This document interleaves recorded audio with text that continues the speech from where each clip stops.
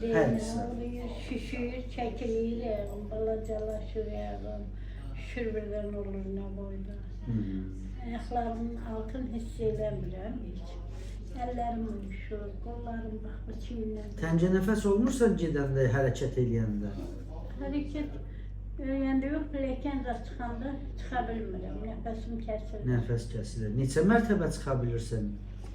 5-ə hər gün çıxmıram, düşəndə ayağımda, sağımda bir dəfə. Neçənci mərtəbədə təncə nəfəslik yaranır? Vallahi nə bilim, onu yoxlamamışam həkim.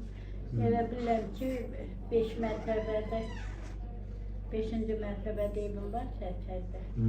Ora çıxanda çıxa bilmirəm, lift işləmir. Onun dərsindən heç getmirəm.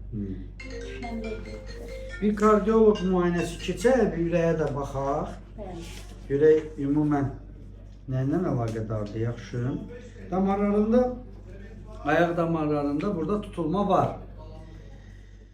Sağda bir damarda tutulma var, solda 2 damarda tutulma var. O 2 damardan birində 50%, o birisində tam işləmir. Amma belə götürəndə müalicə ilə hələ ki, yəni damar açmağa ehtiyac yoxdur.